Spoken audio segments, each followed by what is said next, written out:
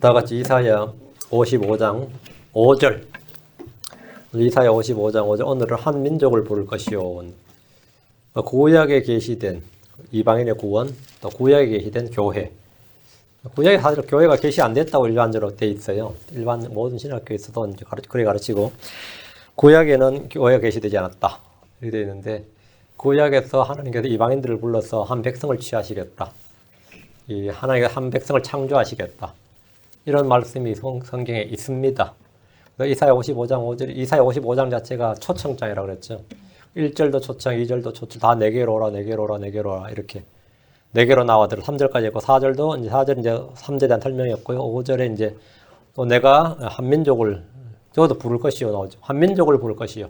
이사야 55장 5절 같이 읽습니다.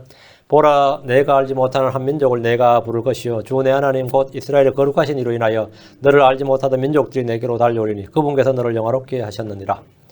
그러니까 이스라엘이 어떤 한 민족을, 내가 알지 못하던 한 민족을 부른다는 거예요. 이스라엘이 뭐 바빌론, 이집트, 뭐 아시리아 이런 민족을 모르는 건 아니잖아요. 이스라엘이 알지 못하던 한 민족 하면 뭐 코리안, 차이니즈, 재팬. 내가 알지 못하는 한 민족을 부른다. 이 한 민족, 우리가 민족을 내는 이게 피플이단 말이죠. 성경에서 민족하고 민족, 백성 하면 이렇게 되면 이제 behold, thou shalt call a nation, 이러면 한 민족을 부른다 할 때 people, a nation 이게 이제 단수일 때는 보통 유대인들 말하고 nations, peoples 이러면 복수이면 이방인을 말합니다. 일반적 구약에서. 근데 주님께서 근데 지금 여기서 a nation인데 이게 대체 어느 나라냐 이거야. 그럼 또 한국 하면 좋아서 아이고 이거 한국 아닐까 이렇게 생각하죠. 이단들이 많이 나오지 그러면. 이제 지금 이스라엘이 언제 한 민족을 부른다, 한 백성을 부른다 할 때 하나님께서 한 민족을 창조하신 그 민족을 부른다는 거죠. 우리가 뭐냐면 우리가 peculiar people, 우리가 이제 우리가 한 민족, 한 국가, 크리스천들이 이건 아주 독특한 spiritual nation이고 spiritual people이란 말이죠. 이제 이거는 이제 이스라엘 우리가 하나가 되는, 그래서 그리스도 안에서 하나가 되는, 그때 한 민족을 부를 것이요 이 말씀이에요. 오늘 말씀은 그 이방인들에 관한 초대, 이방인들의 초대, 이방인들의 초대장이다 이 말입니다. 5절은 이방인들의 초대장. 기도하겠습니다. 이래야 거룩한 주 하나님 감사합니다. 하나님께 은혜와 복을 주시고 주의 영을 충만케 해주셔서 선포되는 말씀이 기름 부어주시고 모든 성도들이 말씀을 잘 듣고 잘 배우게 하시고 잘 깨닫게 하시고 또 하나님께서 우리를 부르신 그 부르심을 무엇인지 확고하게 하시고 또 주님께서 주신 모든 은혜를 잘 받게 해주시길 간구합니다. 아버지 하나님 성령 충만한 가운데 말씀을 전할 수 있도록 도와주시고 듣는 모든 혼들에게도 마음 가운데 말씀의 기쁨과 즐거움이 차고 넘치게 해주십시오. 주의 손 기도합니다. 아멘. 예. 자, 오늘 말씀은 이방인들의 초대라 그랬어요. 이방인들에 관한 초대장.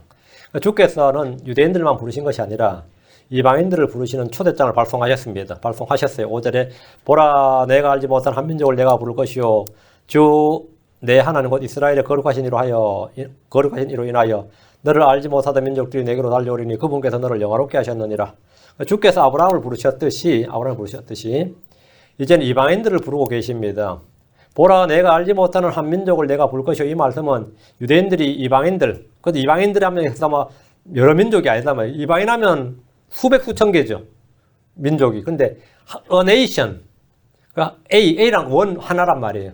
한 민족이 누구냐? 한 나라가 누구냐 이거죠. 구약에서는 유대인들이 이방인을 부를 일이 없어요.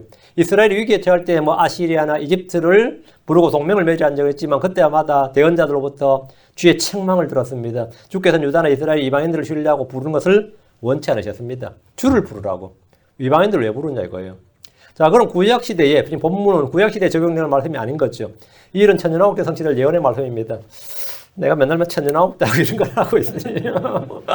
천년왕국 때. 그렇다고. 지금 현실에 맞는 어플리케이션만 하면 성경 본문이 아니니까. 우리 성경 본문 강의는 본문에만 충실합시다. 성경 지금 본문 강의니까. 자문이나 이거는 본문 강의니까요. 보라, 내가 알지 못하는 한 민족을 내가 부를 것이요. 이랬단 말이죠. 그 유대민족이 알지 못하는 한 민족이란 당신 아직 존재하지 않았던 백성입니다.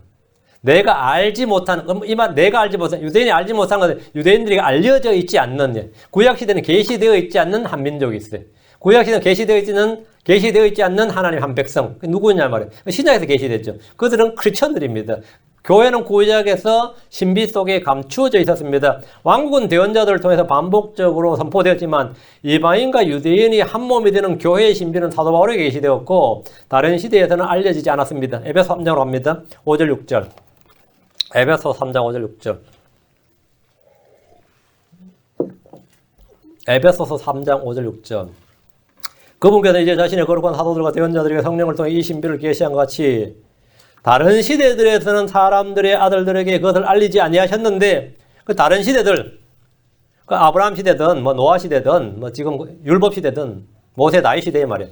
다른 시대들에는 사람들의 아들들에게 그것을 알리지 아니하셨는데 이 신비는 곧 복음으로 말미암아 이방인들이 그리스도 안에서 동료 상속자가 되고 같은 몸에 속하게 되며 그분의 약속에 참여하는 자가 된다는 것이라. 유대인들은 이방인의 구원에 대해서 들은 바가 있지만 이방인들이 자신들과 같이 동료 상속자가 되고 같은 몸에 속하게 되고 그분의 약속에 참여자가 된다는 것은 전혀 몰랐습니다. 주님이 이방인들을 불러서 참 올리브 나무의 가지로 접붙임하십니다. 주님이 이방인들을 불러 왕국의 백성 약속의 상속자로 삼으십니다. 그런데 그것은 유대인들에게 알려져 있지 않았습니다. 그래 교회는 알려져 있지 않는 백성, 너희들이 알지 못하는 한 nation, 한 백성, 한 나라. 이사야 55장 5절은 크리스천들은 아주 쉬운 진리예요. 크리스천들은 아주 쉬운 진리고 주를 믿지 않는 유대인들은 이해하기 어려운 말씀입니다. 하나님께서 아브라함, 이삭, 야곱을 통해 자신의 백성 민족을 창조하셨듯이 예수 그리스도를 통해서 새로운 한 백성을 취하신다는 사실은 구약 성경 곳곳에 예언되어 있습니다. 예루살렘의 시몬은 어린 예수님이 성전으로 왔을 때 난지 8일 만에요. 주님이 성전에 왔어요. 할례 받고. 그 부분에 대해서 이제 예언하는데 누가복음 2장 32절에 이방인들을 밝히는 빛이요 주의 백성 이스라엘 영광이니이다. 이방인들을 밝히는 빛이요 주의 백성 이스라엘 영광이니이다. 그가 한 말을 주목하십시오. 유대인보다 이방인들이 먼저 언급되었습니다. 예수님은 자기 백성 유대인들이 왔지만 그분께서 이방인들을 밝히는 빛이란 사실이 계시된 겁니다. 예수님은 유대인과 이방인들에게 빛을 보이십니다. 사도행전 26장 3절에 그것은 곧 그리스도께서 고난받으실 것과 죽은 자들로부터 일어나야 할 첫사람이 되사 백성과 이방인들에게 빛을 보이시리라 하는 것이니이다 하니라. 여러분 백성과 이방인들에게 있죠. 백성과 이방인들에게. 이 백성은 유대인이에요. 이방인들에게. 주님 둘이죠. 그리스도께서 백성과 이방인들의 빛을 보이시라 하였어요. 이방인들의 구원은 구약에서 이미 계시된 진리였습니다. 대언자 이사야 42장 6절에 나 주가 의 안에서 너를 불러선즉 내가 너의 손을 붙잡고 너를 지키며 너를 백성의 언약으로 이방인들의 빛으로 주리라. 이방인들의 빛으로, 너를 이방인들의 빛으로 주리라. 그래서 백성의 언약, 이 말이 이스라엘과 언약이고요. 구약성경에서 단수로 백성하면 이스라엘이고 유대인을 말합니다. 백성들, 이교도들 이런 표현은 다 이방민족을 말하고요. 하나님은 주 예수 그리스도를 백성의 언약으로, 그 유대인들과의 언약, 이방인들의 빛으로 주셨습니다. 우리는 세상의 빛이고 생명의 빛이고 사람들의 빛이신 예수 그리스도를 믿음으로 구원받았습니다. 주께서 세상에 들어오는 모든 사람에게 빛을 비추고 계십니다. 여기에는 민족의 차별이 없습니다. 인종의 차별이 없습니다. 신분의 차별이 없고 성별의 차별이 없어요. 민족의 차별도 없고 인종의 차별이 없단 말이에요. 높은 자나 낮은 자나 가난한 자나 부한 자나 주인과 종의 차별이 없습니다. 예수님은 모든 사람의 빛이시고 모든 사람에게 구원의 빛이고 생명의 빛을 비추시는 빛이십니다. 이사야 49장 6절에 그분께서 또 이르시되 내가 나의 종이 되어 야곱의 지파들을 일으켜 세우며 이스라엘에서 보존된 자들을 회복시키는 것은 쉬운 일이라. 내가 또한 너를 이방인들의 빛으로 주리니 이것은 내가 땅 끝까지 이르러 나의 구원이 되게 하려 함이라 하셨느니라. 여러분, 내가 또한 너를 이방인들의 빛으로 주어 예수님을 이방인들의 빛으로 줬다 이거예요. 어떤 유대인들은 예수님은 유대인들의 구원자지, 우리 유대인들의 메시아고, 성경 구약에서부터 그렇게 안 돼 있다고. 내가 너를 이방인들의 빛으로 주었다. 예수님은 처음부터 이방인들의 빛으로 왔어요. 하나님은 예수님에게 야곱의 지파들을 일으켜 세우고, 다윗의 무너진 장막을 일으켜 세우고, 보존된 자를 회복시키는 그런 일을 맡기셨는데, 이것은 쉬운 일이고, 주께는 불가능한 일이 없죠. 주께 너무 어려운 일이 없어요. 주께는 한계가 없습니다. 주께서 무엇이나 원하는 대로 모든 걸 하실 수 있는 분입니다. 주 하나님께서 예수님을 이방인들의 빛으로 주시고 하나님의 구원이 되게 하셨습니다. 예수님을 주요 그리스도로 믿음으로 한 새로운 백성, 한 새로운 국가가 a nation of people, 이게 지금 존재하게 된 겁니다. 그들을 성경 뭐라 하냐면 한 단어로 크리스천 이렇게 부릅니다. 크리스천은 유대인도 이방인도 아닙니다. 크리스천은 하나님께서 새롭게 태어난 한 백성이에요. 크리스천은 새롭게 태어난 새롭게 창조된 창조물, 하나님의 작품입니다. 이들은 하나님께서 그리스도에게 주신 사람들입니다. 이들은 예수 그리스도께 나와서 그분에게 속한 사람들입니다. 그리스도 안에서 새롭게 태어난 사람들, 새로운 창조물, 새로운 백성이 크리스천입니다. 그리스도 영을 가진 사람들이 크리스천입니다. 하나님께서 민족들 가운데서 주 하나님을 증언할 이스라엘이라는 한 백성을 창조하셨듯이 주께서 이 땅에서 한 새로운 백성을 창조하였습니다. 이사야 60장 3절에 이방인들이 내 빛으로 나오며 왕들이 내 솟아나는 광채로 나오리라. 초림과 재림에 모두 해당되는 말씀입니다. 주께서 이방인들을 부르시고 예수님께 나오도록 하셨습니다. 천년왕국 때에 이방의 왕들이 예수님께 경배하러 옵니다. 주의 말씀을 들으러 옵니다. 그날에 많은 백성들이 하는 말을 들어보십시오. 이사야 2장 3절에 많은 백성들이 가며 이르기를 너희는 오라 우리가 주의 산에 오르고 야곱의 하나님의 집에 이르자 그분께서 자신의 길들을 우리에게 가르치실 터인즉 우리가 그분의 행로들로 걸으라 하리니 이는 법이 시온에서 나아가며 주의 말씀이 예루살렘으로부터 나아갈 것이기 때문이라. 여기서 많은 백성들이란 말이 땅의 민족들이죠. 이방인들입니다. 이방 민족들이 우리가 주의 산에 오르자 하나님의 집에 이르자고 외치는 겁니다. 이것은 주의 재림 때 성취될 일이, 이건 천년왕국 때 이야기예요. 주를 알지 못했던 이방인들이 주 예수님을 뵙고 경배하려는 겁니다. 그들은 우리가 그분의 행로들로 걸으리라 결단합니다. 이방인들이 주의 법을 지키겠다 이거예요. 구약에서 모세 율법이 있었다면 신약에서는 그리스도의 명령, 그리스도의 법이 있고 천년왕국에서는 새 언약이 있습니다. 왕국의 헌법은 의의 법입니다. 이 법이 시온에서 나아가며 예루살렘으로부터 나아갈 겁니다. 우리는 천년왕국에서 성전이 있고 제사장이 있고 희생 헌물이 있고 안식일이 있고 월삭이 있고 절기 준수가 있다는 사실을 볼 수 있습니다. 많은이들이 신약에서 십자에서 다 끝장난 거 아니냐, 율법은 십자에서 끝난 것이 아니냐 이렇게 알지만 구약의 율법은 다가올 좋은 일들의 그림자입니다. 다가올 이 언제냐면 천년왕국 때의 그림자라고. 구약 모세 율법은 천년왕국 율법의 그림자라고요. 구약의 율법은 그림자였고 모형이란 말이죠. 실제는 언제라고요? 천년왕국에서 진짜 법을 지키는 거예요. 그게 뭐냐면 이방인들이 하는 말이 그죠. 법이 시온에서 나아가며, 이게 천년왕국의 헌법입니다. 법이 시온에서 나아가며 주의 말씀이 예루살렘으로서 나아갈 것이기 때문이라.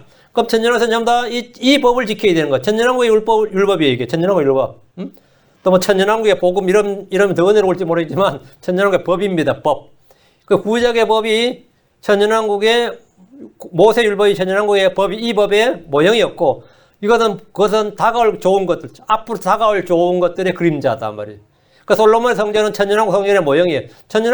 솔로몬 성전에는 뭐가 있어요? 언약궤가 있었죠. 천년왕국 성전에는 주님 직접 계십니다. 그게 모형인 거죠. 그 에스겔 에스겔서에 나온 성전은 이 설계도를 그려보면 11개 나오는 성전이 아니에요. 전혀 크기나 목이 다 다릅니다. 그러니까 이게 모형이라고. 실체가 그때였단 말이에요. 많이들이 신약에서 이제 십자에서 율법 끝난 게 아니냐 이러는데 끝난 게 아니고 다가올 좋은 것들의 그림자고, 우리는 그 그림자를 섬기는 게 아니라 우리는 몸이죠. 몸에 속한 자니까 몸은 그리스도다 말이죠. 그 예수님이 실체란 말이에요. 모세 율법은 천년왕국 율법의 그림자고요. 천년왕국 율법의 그림자입니다. 그때 어쨌든 시온에서 법이 나오는데 이 법이 율법의 실체가 됩니다. 구약의 율법은 유대인들과 이방인들을 철저히 구별합니다. 구약의 율법은. 천년왕국 율법은 구분하지 않습니다. 주님은 유대인들이 이방인들과 결혼하는 것을 금하셨고 그들과 섞이는 것을 금하셨습니다. 신명기 1장 3절에 또 그들과 결혼하지 말지니 내 딸을 그의 아들들에게 주지 말며 내 아들을 위하여 그의 딸을 취하지 말지니라. 그게 내 딸을 그의 아들들에게 주지 말라. 시집 보내지 말라고. 내 아들을 위하여 그의 딸을 취하지 말라. 며느리로 맞지 말라고요. 신자는 유대인은 유대인끼리 결혼해야 돼. 왜? 이건 신앙 결합이에요. 종교적 결합이에요. 이게 돼야 된다고.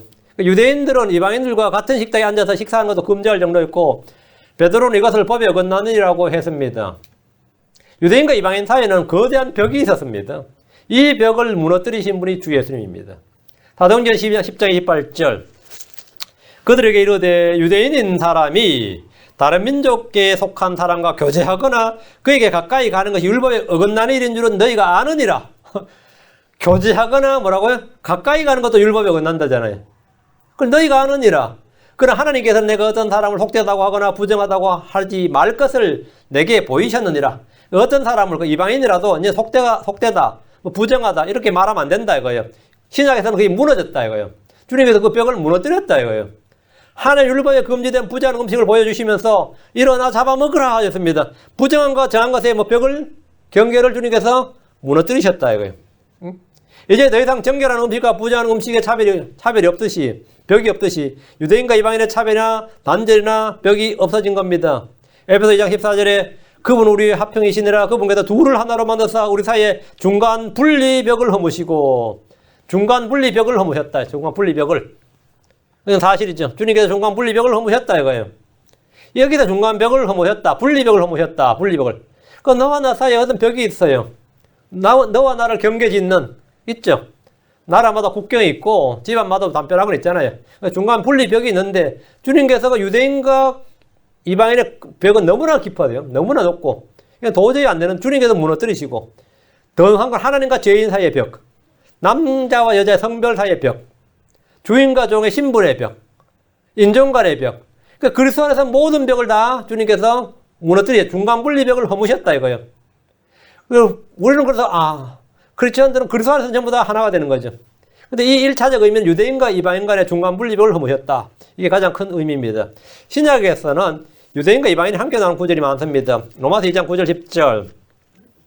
악을 행하는 사람의 모든 혼위에 환난과 공고가 닥치리니 먼저는 유대인의 혼위에요 또한 이방인의 혼위에며 선을 행하는 각 사람에게 영광과 존귀 화평이 있으리니 먼저는 유대인에게요 또한 이방인에게로다. 먼저는 유대인 다음 이방인. 유대인 이방인 함께 나오죠.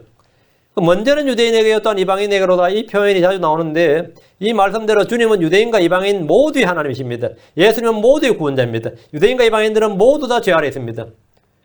차별이 없다고요. 로마 3장 9절에 그러면 어떠하냐 우리는 그들보다 나으냐 결코 아니라 우리는 앞에서 유대인들과 이방인들을 검증하여 그들이 다 죄 아래 있음을 입증하였느니라. 유대인들은 택함받은 유일한 하나님의 백성이고 다른 민족들을 모두 개로 알았습니다. 이방인들은 유대교로 개종하기 전까지 유대 회중에 들을지 못했고 언약과 율법에서 분리된 자들이었습니다. 우리는 지금도 유대 회중에 드는 건 아니에요. 로마서 9장 4절 5절 그들이 이스라엘 사람들이니라. 그들의 양자 삼으신가 영광과 언약들과 율법 주신가 하나님을 흥인가 약속들이 속해 있고 조상들도 그들의 것이요 육체에 관한 한 그리스도께서도 그들에게 나셨으니 그분은 모든 것 위에 계시며 영원토록 찬송받으실 하나님이시니라. 아멘. 이에 반해 이방인들은 어떨 것 같아요? 이게 유대인이에요. 이에 반해서 이방인은 뭐냐? 에베소 2장 11절 13절 정반대죠. 그러므로 기록하라. 너희는 지나간 때 육체로 이방인이요 손으로 육체 행하는 할례를 받아 할례자라 불리는 자에 의해 무할례자들아 불리던 자들이라. 그때 너희는 그리스도 밖에 있었고 이스라엘 연방국가 밖에 있던 외인들이며 약속의 언약들에서 분리된 낯선 자요 세상에서 소망도 없고 하나님 밖에 있던 자들이었으나 전부 다 밖에 있죠. 안내가 아니라 전부 밖이란 말이죠. 안과 밖에 거대한 분리벽이 있었던 거죠. 중간 분리벽이 있었단 말이죠.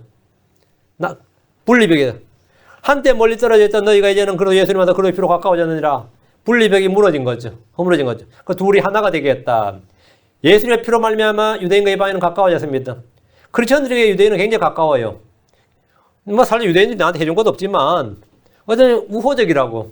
예, 거부감이 없단 말이죠. 내가 예수 안 믿었다면 히틀러가 잘못 산 것 없어 이런다고. 내가 크리스천이 아니라면 히틀러도 이해가 돼. 유대인들 참 이렇게 나와요 당장. 왜 이방인들은 적재감이 있어요. 유대인들에 대해서. 그래가지고 주는 거 없이 유대인들을 왜 미워하는지도 몰라. 그게 다 이 영적인 문제입니다. 마귀의 역사예요. 근데 우리는 유대인들이 예수 믿지도 않는데도 유대인이라는 이유 하나만이라도 어때요? 굉장히 크리스천들은 유대인들에게 우호적입니다. 유대인들은 자기들이 가장 우호적인 백성이 크리스천이라는 사실을 알아야 돼요. 캐톨릭 말고 크리스천. 크리스천은 정말 유대인들의 우호적입니다. 우호적이지 않을 수가 없는 게, 그 본능적이에요. 제가 유대인을 좋아할 이유도 없고, 싫어할 이유도 없고, 아무것도 없지만, 굉장히 우호적이라고, 제 자신이. 말을 할 때나 생각을 할 때나 보면, 저는 반유대 감정이 전혀 없다고. 근데 의외로 한국 사람들은 반유대인들이 꽤 많더라고요. 너무 싫더라고. 히틀러가 이해가 된다. 그러고 그때 나스가 써야 되는데, 그러고 이런 사람들이 꽤 많아요. 뭐 해야 됐지? 왜 그러는지. 그죠? 근데 한국 사람들은 기본적으로 유대인들에게 지금 현재 한국 사람들도 반유대적이진 않아요. 왜? 한국 국가 정책적으로 유대인들의 그 생존력을 굉장히 많이 배웠습니다. 특히 박정희 대통령 시대는 한국이 그 유대인 농장에 가서 그걸 많이 배워왔어요. 그 비닐하우스 같은 거 있죠? 그게 전부 다 유대인 농사법입니다. 왜냐면 거기에 해가 너무 뜨니까 물을 뿌려도 금방 해가 그냥 빛을 수증기 다 돼버리니까 농사를 지을 수가 없는 거예요. 그래가지고 수증기로 하늘로 날아가지 말라고 덮어버린 게 비닐이에요. 그게 비닐하우스입니다. 그래서 유대인 농사들 그걸 그대로 갖고서 한국 땅에다 적용해가지고 한국에서 시골마다 비닐하우스 하니까 땅의 온도가 높아지고 병충해도 잘 안 자라고 잡초도 안 해도 되고 하여가 좋아져가지고 한국에서 많이 했죠. 고추 심을 때 뭐 아주 사급 비닐하우스 하고 그랬었어요. 제가 어릴 때 해봐서 아는데 그게 좀 이거 대체 누가 이걸 만들었나 그랬는데 그게 유대인 굉장히 그래가지고 뭐 유대인의 생존법하고 유대인의 탈무드 한국 사람들은 굉장히 우호적인 이 분위기를 많이 조성했습니다. 그 한국의 불신자들은 뭐 반유대 감정은 별로 없는 것 같아요. 제가 볼 때는 별로 없는 것 같아요.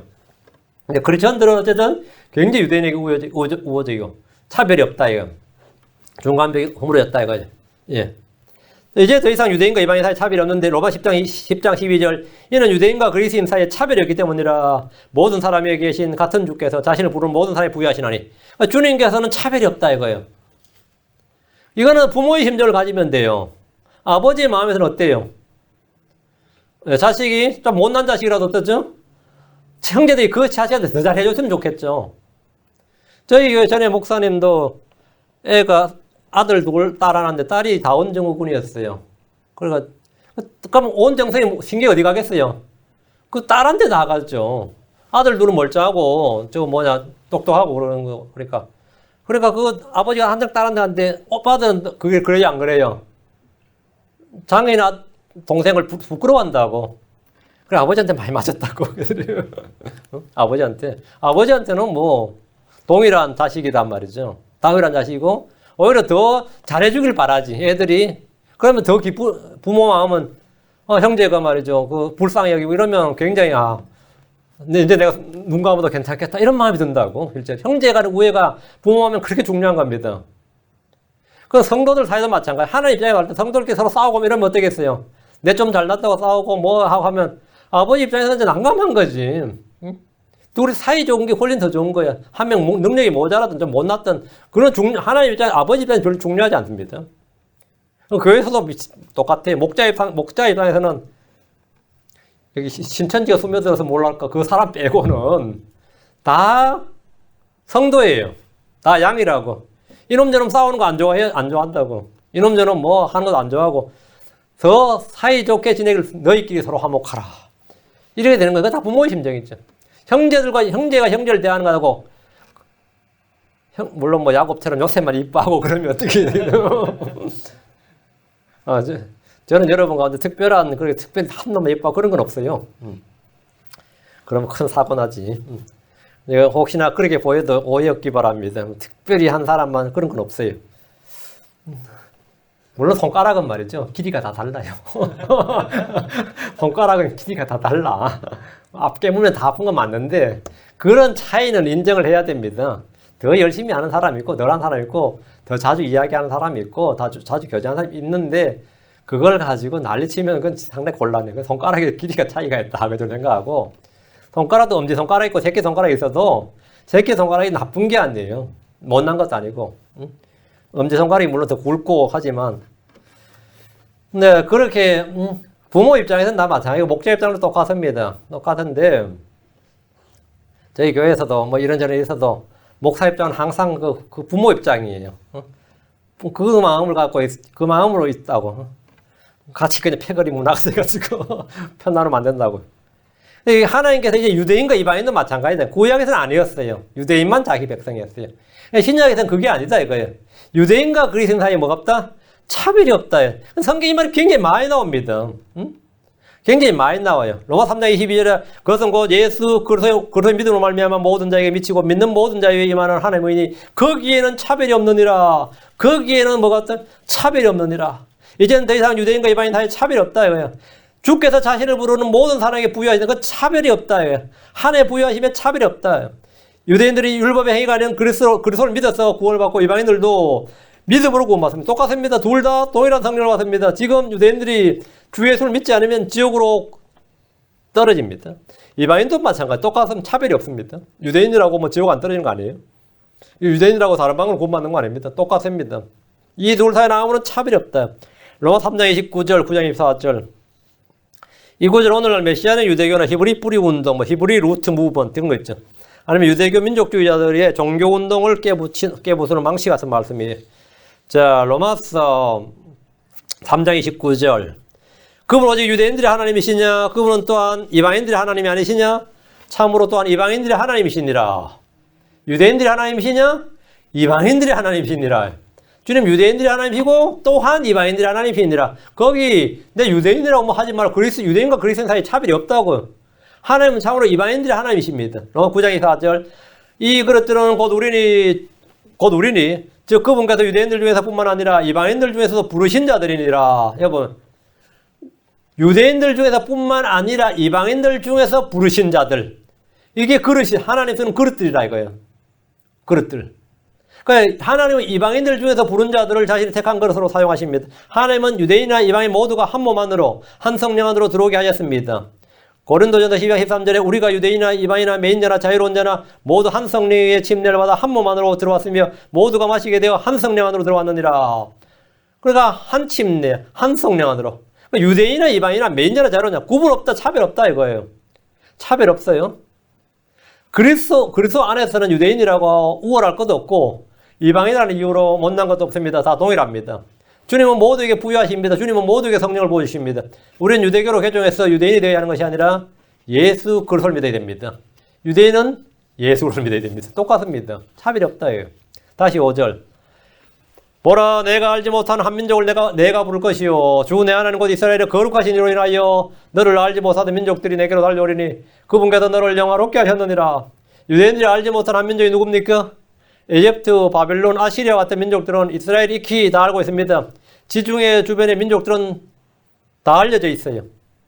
역사가 바뀌고 무대가 바뀌어도 유대인들이 모르는 민족이라는 없습니다. 그럼 주께서 내가 알지 못하는 한 민족이라는 이 한 민족이 누구냐 이거예요. 구약에는 존재하지 않았던 한 백성, 이스라엘이 알 수 없었던 한 백성이 있었습니다. 그들은 크리스천들입니다. 크리스천은 구약의 유대인들이 알지 못했습니다. 이들은 새롭게 창조된 백성입니다. 예수님의 죽으심과 부활을 통해 이 땅에 존재하지 않았던 한 새로운 백성, 한 새로운 민족, 한 새로운 국가가 등장하게 된 거예요.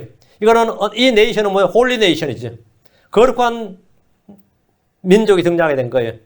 유대인, 이방인이 아닌 한 백성이 크리스천입니다. 회중이라는 의미로는 광야교회가 있습니다. 이스라엘 자체도 회중입니다. 그러나 주의 백성, 새로운 창조물, 성령에게서 태어난 새 사람으로 구성된 교회는 오순절 이후에 이 땅에 등장하게 되었습니다. 주께서 마태복음 16장 18절에 또 내가 내게 이르노니 너는 베드로라 이 반석 위에 내가 내 교회를 세우리니 지옥의 문들이 이것을 이기지 못하리라. 내가 내 교회를 세우리니 주님께서 I shall build my church. 내가 나의 교회를 세우리라 이랬단 말이죠. 내가 이 교회를 세운다. 이 교회가 땅에 나오게 된 거예요. 주 예수님의 이름을 부르는 사람들이 한 민족 한 백성이 된 겁니다. 교회는 한 몸입니다. 교회는 서로가 모두 한 지체입니다. 한 주, 한 하나님, 한 성령이듯이 교회 역시 하나입니다. 하나예요. 세상의 지역교회는 수백만이 넘을지라도 주 예수님을 머리로 하는 그분의 몸된 지체는 하나입니다. 한 몸 한 교회예요. 이방인들 가운데서 주님이 한 백성을 취해내신다는 사실은 예루살렘 정교회의에서 야고보가 처음 선포를 했습니다. 사도행 15장 14, 17절. 사도행 15장 14, 17절.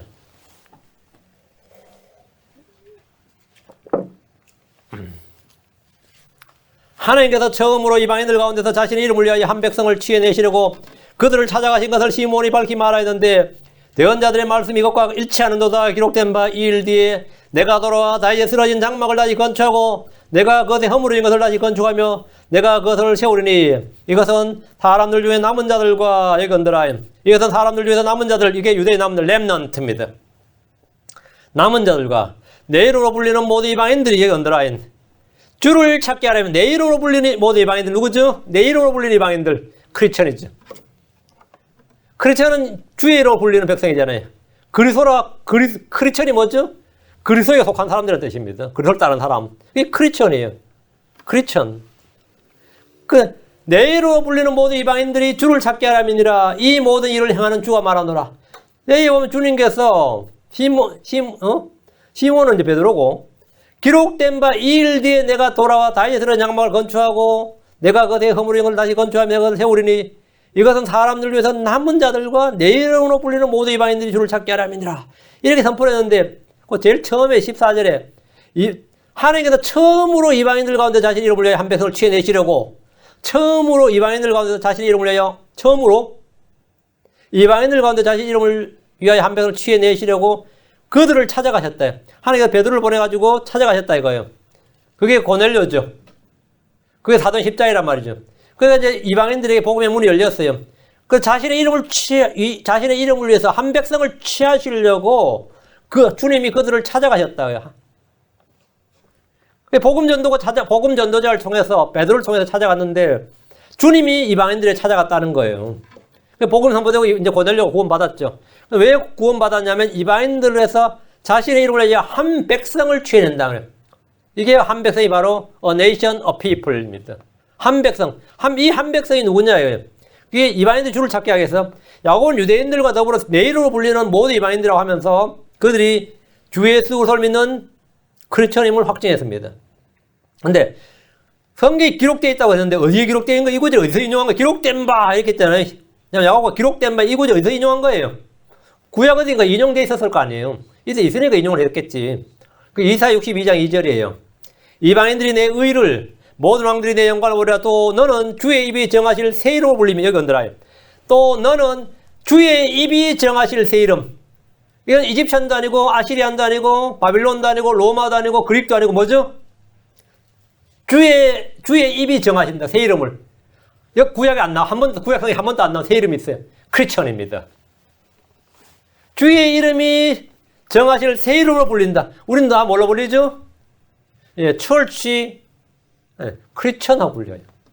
우리는 크리스천이라고 불린다. 새 이름으로 불린다 이거예요. 주께서 정하신 새 이름으로 불린 크리스천이다. 이들은 주께서 자신의 이름을 위하여 지어낸 한 백성입니다. 사도 바울은 하나님의 구원이 이방인들에게 보내졌으며 예수 그리스도를 신뢰할 이방인들에 대해서 이렇게 말합니다. 사도행전 28장 28절. 그런즉 하나님의 구원이 이방인들에게로 보내진 것과 그들이 그것을 들을 줄을 너희가 알라 하였더라. 주를 신뢰한 이방인들이 크리스천들입니다. 로마서 15장 12절에 또다시 이사야가 이르되 이새의 뿌리 곧 이방인들을 통치하게 일어날 자가 있으리니 이방인들이 그를 신뢰하리라 하느니라. 이새의 뿌리는 예수님입니다. 이방인들이 그를 신뢰할 것이라고 한 그들이 바로 교회고 크리스천입니다. 시편 22편 31절. 시편 22편 31절 찾아보셔야 되면 여기 마킹펜으로 크게 쫙 해놔. 눈에 확 띄게 해놔야 돼요. 시편 22편 31절, 102편 18절. 이 구절들은 크리스천들에도 잘 안 알려져 있는 구절들이에요. 성경 통독을 하더라도 분명히 여러분 알아두셔야 됩니다. 구약에 계시된 교회입니다. 크리스천입니다. 시편 22편 31절. 그들이 와서 앞으로 태어날 한 백성에게 여기 언더라인. 그들이 와서 앞으로 태어날 한 백성에게 그분의 의를 밝게 드러내되 그분께서 이것을 행하셨음을 드러내리로다. 앞으로 태어날 한 백성에게 여기 언더라인. 앞으로 태어날 한 백성. 아직 구약에서 안 태어났어요. 그렇죠? 구약에서 안 태어났다고. 주님께서 진리의 말씀으로 자기 낳으셔야 된다고. 거듭난 사람들로 이루어질 한 백성. 독특한 백성이죠. 앞으로 태어날 한 백성. 이 땅에 태어날 한 백성이 있습니다. 이들은 육신의 뜻으로나 사람의 뜻으로 나지 않았습니다. 이들은 하나님에게서 태어난 자들입니다. 구약은 이스라엘과 이방인으로 나눠집니다. 신약은 하나님의 교회, 유대인, 이방인으로 나눠집니다. 한 백성이 더해진 거예요. 하나님의 교회에 이렇게. 하나님의 교회는 성령에게서 태어난 백성입니다. 하나님은 진리의 말씀으로 우리를 낳으셨습니다. 유대인들이나 이방인들이 복을 믿고 그리스도를 통해 한 몸을 이룬 것이 그분의 몸된 교회입니다. 성경은 이들을 주의 백성, 주의 자녀들, 하나님의 아들들, 크리스천, 교회 등 다양한 이름으로 부릅니다. 교회는 단순한 모임이나 회중들이 아닙니다. 교회는 그리스도 안에서 한 몸을 이룬 유기체입니다. 교회는 새로운 창조물이에요. 교회는 결코 유대인이나 이스라엘이 아닙니다. 이스라엘은 결코 하나님의 교회가 아닙니다. 이분에 대해서 구분하지 못하는 사람들은 성경을 혼잡케 합니다. 고린도서 10장 32절에 유대인들에게나 이방인들에게나 하나님의 교회나 어떤 실조건을 주지 말라. 분명히 주님께서 세 부류 유대인, 이방인, 하나님의 교회를 딱 말씀하셨어요. 테스트 나와요. 이 절에 없던 한 백성이 새롭게 생겨난 겁니다. 우리는 새로운 창조물입니다. 고린도서 5장 17절에 그런즉 누구든지 그리스도 안에 있으면 그는 새로운 창조물이라. 옛것들은 지나갔으니 보라 모든 것이 새롭게 되었도다. 하나님의 교회는 새로운 창조물이고 독특한 백성입니다. 하나님이 구약 성경에서 창조될 백성, 태어날 백성에 대해서 말씀하셨습니다. 시편 102편 18절. 시편 102편 18절. 이것이 다가올 세대를 위해 기록되니 창조될 백성이 주를 찬양하려다. 해보면 다가올 세대를 위해 기록되니 창조될 백성의 언더라인. 태어날 백성, 창조될 백성. 아니 창조 안 됐다고 이때는. 근데 창조될 백성이 이거 다가올 세대를 위한 거다. 다가올 세대. 이건 뭐죠? 신약 시대라 말이죠. 그래서 모든 성경은 뭐 켈빈주의, 언약주의, 개혁주의, 보수주의 뭐 별거 다 있어도 성경의 바른 해석은 세대주의예요. 성경 자체가 이걸 말해요. 다가올 세대를 위해 기록된 거라고. 다가올 세대를 위해 기록된 것은 지금 사람들이 읽으면 뭐가 되는 거죠? 자기들 해당 사항이 없는 거지, 사실은. 다가올 세대를 위해 기록된다 해서 다음에 창조될 백성의 주를 찬양하려다. 창조될 백성이 누구냐고요? 예. 이스라엘은 아니죠. 이스라엘 다윗 시대 이스라엘은 창조될 백성은 말이 안 되는 거죠. 하나님의 교회는 예, 새로운 창조물이다. 태어난 백성, 다가올 세대, 창조될 백성은. 그래서 크리스천은 기독교를 믿는 종교인들이 아니라 하나님께 태어난 사람들이고 창조된 백성이다. 아담이 하나님의 형상을 따라 창조되었듯이 크리스천은 새 사람이신 예수 그리스도의 형상을 따라 새롭게 창조된 사람들입니다. 그리스도 안에서는 유대인도 이방인도 없습니다. 새로운 창조물, 새로운 백성만이 존재할 뿐입니다. 그래서 갈라디아 6장 15절에 그리스도 예수님한테는 할례나 모할례가 아무 효력이 없고 그런 외적인가 아무 효력 없다고요. 새로운 창조물만 있느니라. 내가 뭐라 그러면 그거 아무 소용없어. 아무 효력 없어. 새로운 창조물만. 오늘 아침에도 제가 효력 있는 게 뭐냐? 효과가 있는 건 뭐냐? 제가 11시 설교에서 여러분 다 듣고 정리하세요. 효력 없는, 아무 효력이 없는 것, 아무 소용이 없는 것, 아무 쓰잘데기 없는 것, 거기에 목숨 걸지 말고 효력이 있는 것, 효력이 있는 것에 우리가 집중해야 돼. 에베소 2장 10절에 우리는 그분의 작품이요 그래서 예수님 안에서 선한 행위를 하도록 창조된 자들이니라. 우리는 뭐 창조된 자들이다. 우리가 창조된 자들, 우리 창조물입니다. 성경 크리스천들이 새로운 창조물임을 분명하게 말씀합니다. 주님께서 바로 이들을 부른대. 유대인들이 이들을 불러야 돼요. 그들은 우리 크리스천들을 불러야 된다고.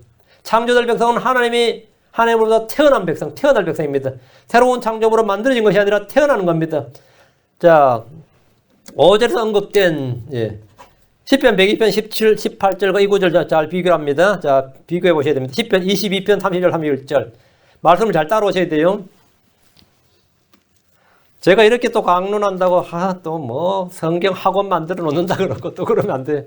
우리 교회는 면학 분위기를 조성합니다.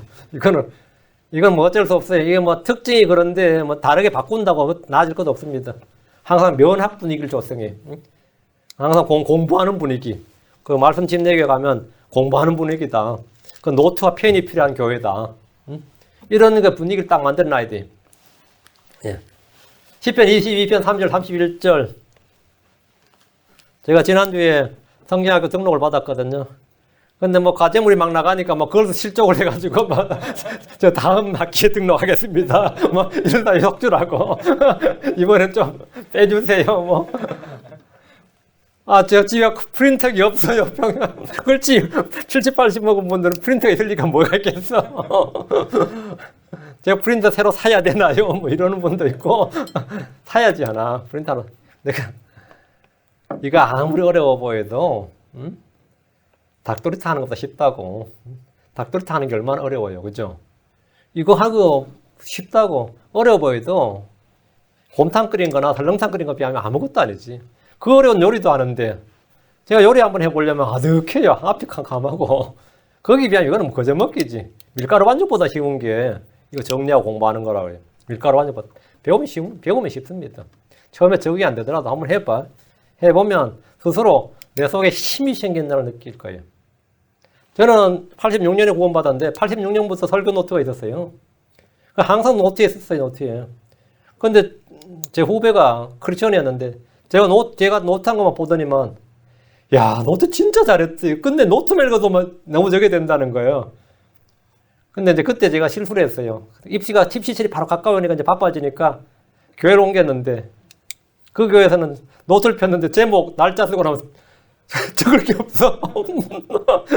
아니, 목사님 뭔 설교를 했는데 적을 게 없는 거예요. 그럼 하루속히 연필 딱 파고 이렇게 하고 제가 덮었어. 한 번, 두 번, 세 번 그러니까 나중에는 제가 그때 좀 방자했어요. 목사님 제가 시간도 없는데 교회 지금 나오는데 그런 이야기 들으려고 아니라 말씀만 좀 이야기해 주세요. 지금 생각해도 민망하네. 그때 하여튼 그랬어요. 제가 어느 철학자들이나 어느 사람 말 들어본 거 그런 건 내가 책으로 읽으면 됩니다. 그냥 말씀만 좀 해주세요. 하여튼 그 장천교회 목사님한테 그렇게 이야기해. 좀 지금 생각하니까 민망하긴 한데 그랬었던 기억이 있어요. 그래서 제가 이제 나중에 이제 대학 왔는데 저희 교회 영문학부 교수님이 하는 말이 그분은 불신자예요. 근데 불신자 입에서 뭘 하냐면 한국교회 목사들은 원고를 쓸 줄 모르기 때문에 다 개판이 돼. 수업 시간에 근데 미국이나 영국 가면 다 원고를 써서 그것만 해도 나중에 딱 묶으면 책이 된다고. 그래서 훨씬 더 논리적이고 한다고. 그러면서 나한테 이야기하는데 난 그때 크리스천이기 때문에 원고를 써야 되는구나. 원고를 써야 되는구나. 그냥 자기가 떠벌리면 되는 게 아니구나. 근데 저희 이 선교단체는 하루에 6페이지를 매일 쓰게 했어요. 하루 6페이지를. 그냥 매일 쓰는 거예요. 매일 6페이지를 매일. 매일 6페이지를 매일 쓰면 나중에 종이가 얼마 되는지 아세요? 1000장까지 막 땄습니다. 1000장까지. 그거 뭐 이사 같은 거 다닐 때는 그거 어떻게 갖고 다녀요? 이사 갈 때. 근데 그렇게 했더니만 이 성경을 논리적으로 이거 할 줄 아는 방법을 배운 거예요. 한 3년 정도 지나니까. 여러분 지금 제가 하는 방법을 뭐 목사가 또 갑자기 왜 저러나 하지 말고 여기서 몇 년 다니다 보니까 안 자라. 그러면 입력이 안 되고 있다는 뜻이에요. 자꾸 놓치고 있다는 거예요. 그러면 적어요. 그리고 3년 정도 지나면 말씀의 틀이 잡힙니다. 내 사고 안에 사고의 틀 속에 이 말씀의 틀이 잡혀요. 이 틀이 잡혀야 돼요. 틀이 잡혀야 돼. 그러니까 당번 이 교회 면학 분위기 조성을 위해서 힘써 면학 분위기를 해치지 마요. 면학 분위기를 좀 합시다. 이 말씀 지금 잘 따라오셔야 돼요. 10편 22편 뭐라 했죠? 3절 31절. 이게 말씀이 지금 하나같이 지금 굉장히 정교하게 연결되어 있어요. 10편 22편 3절 31절에 한시가 그분을 섬기리니 주께서 그것을 한 세대로 여기시리라. 이거 언더라인. 한시가 그분을 섬기리니 한시가 그분을 섬기리니 지금 미래형으로 되어 있단 말이죠. 앞으로 주께서 그것을 한 세대로 여기시리라. 이게 무슨 세대죠? 세대로 여기시리라. 그들이 와서 앞으로 태어날 한 백성에게 언제나 앞으로 태어날 한 백성에게 그분의 의를 밝히 드러내되 그분께서 이것을 행하셨음을 드러내려다. 태어날 한 백성. 10편에 다윗은 앞으로 태어날 한 백성이라 했는데 이는 혈통적 유대인들이나 유대교를 믿는 유대인들을 말하는 것이 아니라 성령으로 침례를 받아서 그리스도 안에서 한 몸을 이룬 사람들을 말합니다. 하나는 앞으로 태어날 한 백성, 즉 그리스도의 몸된 교회에 복음의 의, 믿음의 의, 하나님이신 예수를 밝히 드러내셨습니다. 주 하나님께서 예수 그리스도를 통해서 의를 드러내시고 그분의 죽으심과 부활을 통해서 영원한 생명과 죽지 않은 힘과 불멸을 밝히 드러내셨습니다. 자, 여기까지 기억해 두시고 에베소 2장으로 갑니다. 에베소 2장 10절, 베드로전서 2장 9절 10절. 우리는 그분의 작품이요 그리고 예수님 안에서 선한 행위를 하도록 창조된 자들이니라. 하나님께서 그 선한 행위를 미리 정하신 것은 우리가 그 행위 가운데서 걷게 하려 하심이니라. 자, 우리는 그분의 작품이요 그리고 예수님 안에서 선한 행위를 하도록 뭐한다? 창조된 자들이니라. 보이시죠? 본문이 창조된 자들이니라. 예. 그 크리스천 하나님께서 낳으신 자들이고 그분의 작품으로서 새로운 창조물입니다. 자, 이 땅에 전혀 별종의 한 백성이 태어났고 창조된 거예요. 그래서 유대인들이 뭐라고? 너희가 부를 한 백성이 된 거죠. 너희가 부를 한 백성. 하나님에서 태어난 백성들이 나타난 겁니다. 이것들은 장차 예수와 같은 형상, 같은 모습으로 변화될 사람들입니다. 이들은 장차 이 땅을 떠나서 하늘에서 주와 함께 살 자들입니다. 이들은 하늘에서 내려 주와 함께 이 땅에서 통치할 자들로서 현생 인류와 전혀 다른 새로운 창조물, 새로운 백성입니다. 지금 현생 인류와 다른 종이 나타난 거예요. 종이 다른, 스피시이지. 종이 다른 하나님으로 태어난 새로운 별종의 새로운 종이 지금 등장하게 된 거예요. 그 사람이 똑같으니까 그렇게 안 보이죠. 씨가 다르다고. 모두가 아담의 씨로 태어났잖아요. 그런데 한 씨가 예수 그리스도라는 한 씨가 그 씨로 말미암아 태어난 새로운 종족이 나타난 거라고. 이게 지금 새로운 현생 인류의 새로운 종족이 나타난 거라고. 베드로전서 2장 9절 10절. 그러나 너희는 선정된 세대의 왕가의 제사장이요 거룩한 민족이 언더라냐. 거룩한 민족, 이게 네이션이에요. 홀리 네이션. 특별한 백성이 peculiar people. 민족이 지금 우리 오늘 너희가 한 민족을 부를 것이 한 민족이 a nation이었죠. 이 a nation이 뭐냐면 holy nation 요겁니다. 요게 정확한 뜻입니다. holy nation. 이사야 55장 5절에서 너희가 한 민족을 부를 것이요 할 때 한 민족이 뭐냐면 여기 나오는 holy a nation이 베드로전서 2장 9절에 holy nation이에요. 그리고 백성이 누구라고요? peculiar people. 특별한 백성이니 이것은 너희를 얻으면서 물론 내 자신을 놀라운 빛으로 들어가게 하신 분께 대한 찬양을 너희가 전하게 하려 하심이라. 너희가 지나간 때는 백성이 아니었으나 그분의 네이션도 아니고 그분의 피플도 아니었단 말이에요. 이제는 하나님의 백성이요 피플이다. 너희 하나님의 백성이요 긍휼을 얻지 못하여 이제는 긍휼을 얻었느니라. 거룩한 민족, 특별한 백성, 하나님의 백성. 여기 세 단어의 언더라인. 거룩한 민족, 홀리 네이션, peculiar people, people of God. 하나님의 백성. 크리스천은 이 세상 어느 땅, 어느 인종, 어느 민족에서 나지 않았지만 분명히 어떤 한 민족이고 한 국가예요. A nation, a people입니다. 크리스천은 거룩한 민족이고 특별한 백성이고 하나의 백성으로서 유엔에서도 따로 분류되어 있지 않는 독특한 백성입니다. 독특한 나라예요. 이들은 모두 하늘의 시민권을 가지고 있습니다.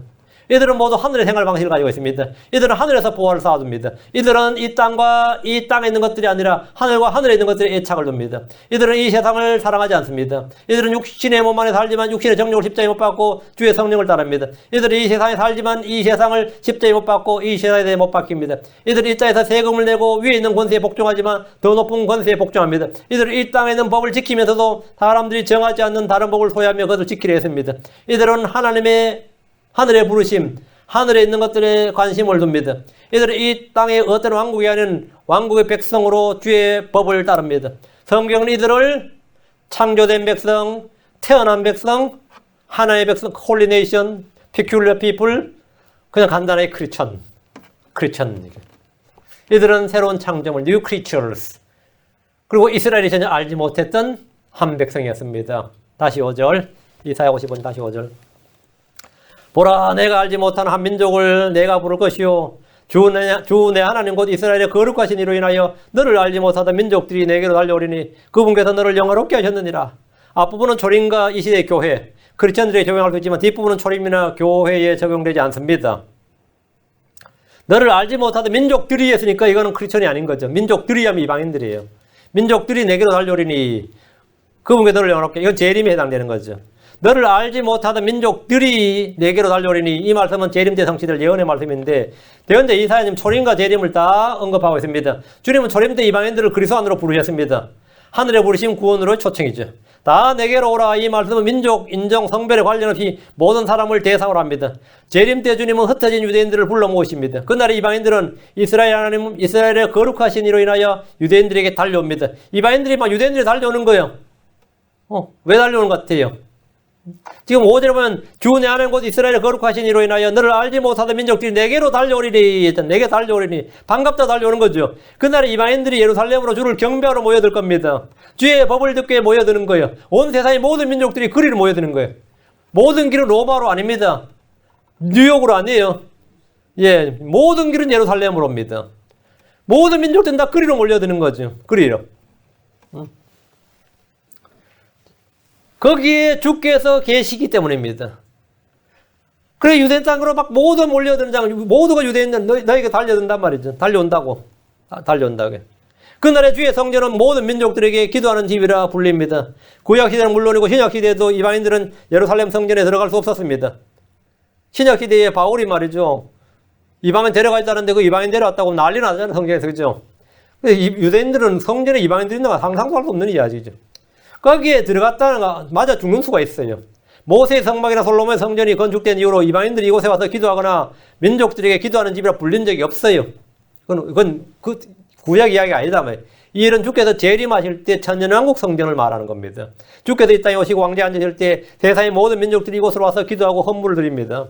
주 예수님은 이사야 56장 7절을 인용하셨는데 곧 그들을 내가 나의 거룩한 산으로 데려가 나의 기도하는 집에서 그들을 기쁘게 하리라. 내가 나의 거룩한 산으로, 홀리 마운틴이 어디죠? 예, 예루살렘, 예, 성전산이죠. 거룩한 산으로 데려가 나의 기도하는 집에서 그들을 기쁘게 하리. 나의 기도하는 집, 에스겔 성전, 천년왕국 성전이에요. 주님이 여기 계신 거죠. 그들이 내 제단 위에 드리는 번제물과 희생물을 내가 받으리니, 번제물, 희생물 있잖아요. 천년왕국에서 무슨 헌물이 있느냐? 있어요. 내 집은 모든 백성을 기도하는 집이라 불리리라.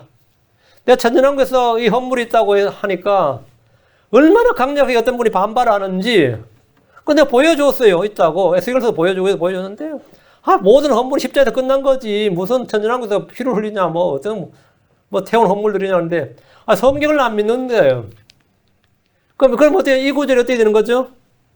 구약으로 돌려야 돼요. 미래 이야기가. 말씀을 바르게 나누어가 어떻게 되는, 말씀을 잘못 나누게 되는 겁니다. 말씀을 바르게 나누어서 이해가 안 되면 기록된 대로 그냥 믿어. 이해는 나중에 하고. 이게 나중에 하고. 주님은 성전으로 나오는 모든 사람들을 기쁘게 받으십니다. 이방인들 받으신다.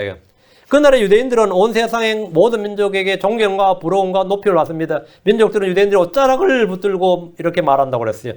스가랴 8장 3절에 만군의 주가 이같이 말하노라. 그날들의 민족들의 모든 언어 중에서 10사람이 나와서 붙들되 곧 유대인인 사람이 옷자락을 붙들고 말하기를 유대인인 사람이 옷자락. 네 유대인이냐 그러면 유대인이다 그러면 옷자락 붙들고 말한다. 이게 뭐라고 말하죠?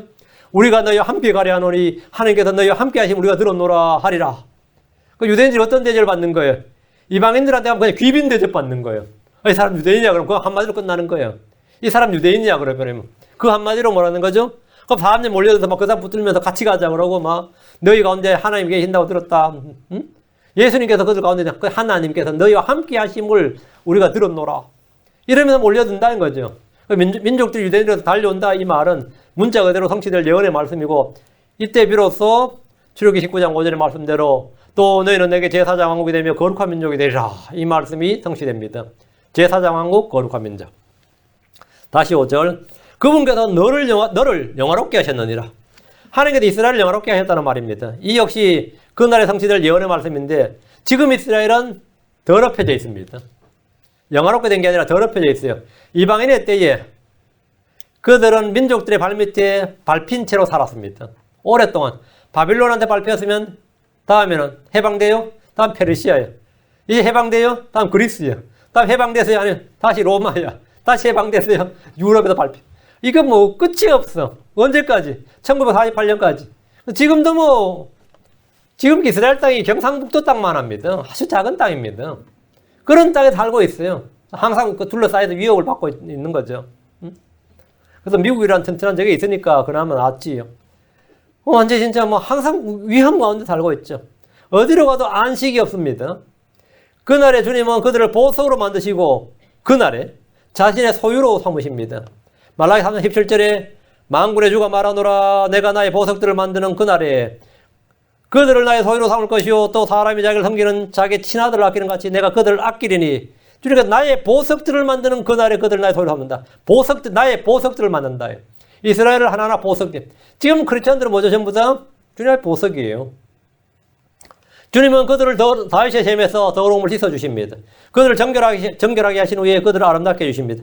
이사 61장 3절에 또 시온에서 애곡하는 자들에게 정하여 주되 또 그들에게 제 대신 아름다움을 주고 애곡 대신 기쁨의 기름을 주며 근심의 영 대신에 찬양의 옷을 주게 하려 함이라.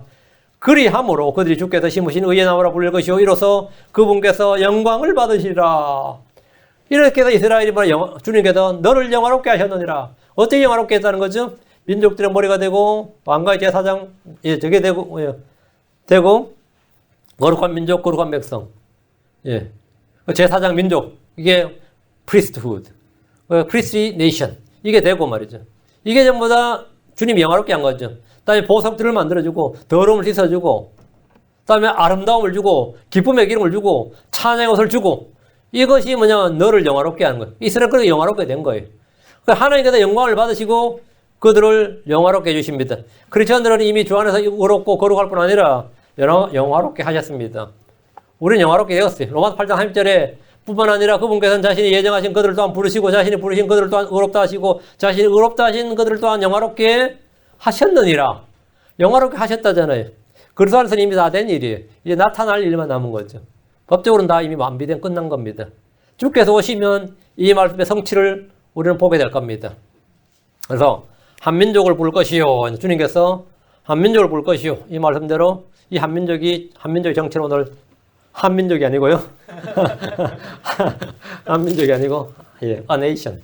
한민족을 부를 것이요. 그러니까 이 말씀대로 여러분이 분명하게, 구약에 계시던 예언, 이것이 어떻게 성취되는지를 여러분이 오늘 깨우치시면 됩니다. 잠깐 기도하겠습니다. 위대하고 거룩한 주 하나님 감사합니다. 하나님께 은혜와 복을 주시고 주의 영을 충만케 하시고 도우셔서 선포된 말씀들 잘 깨닫게 해주시고 성경을 저희가 읽을 때 그 말씀들이 언제나 저희 양식이고 빛이고 제가 사용할 툴이 되고 그것이 저희를 씻어주는 물이 되고 마실 때 음료가 되고 또 기름이 되고 빛을 밝히는 빛이 되고 등이 되고 저희의 모든 것이 다 되어주시고 그래서 저희가 이 말씀 속에서 부족함이 없는 그런 만족한 그리고 혼의 만족을 또 영의 기쁨을 그리고 평안을 누리도록 도와주시옵소서. 특별히 이곳 말씀 침례교회 손들이 아주는 어떤 일에 실족하지 않도록 하시고 하나님의 말씀에 더욱더 전력할 수 있도록 하시고 부지런히 주의 말씀을 파고드는 그런 성도를 되도록 인도해 주십시오. 감사드리며 주의 성기도합니다. 아멘.